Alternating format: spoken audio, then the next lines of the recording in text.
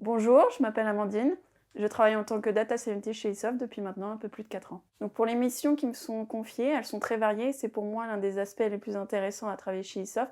On n'est pas cantonné à un projet ou un domaine d'activité en particulier, ce qui permet d'apporter de la diversité dans son quotidien.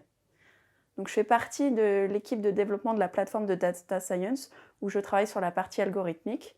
Donc on a une forte composante R&D dans l'entreprise qui fait partie de la culture et ça va me permettre d'améliorer mes compétences d'un point de vue technique et mathématique dans le domaine du machine learning qui est en constante évolution. De plus, eSoft est une entreprise qui reste à taille humaine, donc chacun va avoir son mot à dire dans les projets dans lesquels il intervient. Ma deuxième mission est de réaliser des modèles prédictifs. Donc on fournit pour nos clients, on entraîne les meilleurs modèles possibles pour répondre à leurs problématiques concrètes. Donc je travaille notamment sur la détection de fraude à la carte bancaire pour des grandes banques françaises. Donc ces modèles vont être ensuite déployés et calculés en temps réel en permanence. Et c'est quelque chose d'extrêmement gratifiant pour moi parce que je vois que mon travail est utilisé concrètement dans des applications de la vie de tous les jours. Donc les challenges techniques qu'on rencontre sont assez nombreux dans un domaine aussi innovant que le machine learning, mais il y en a deux qui sont récurrents dans les différents projets dans lesquels j'ai travaillé.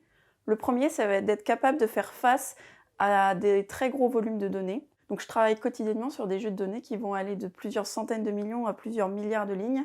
Et donc il faut pour cela développer des algorithmes qui sont extrêmement performants en temps de calcul et robustes face à la volumétrie. Le second challenge, c'est d'être capable de travailler sur des événements rares.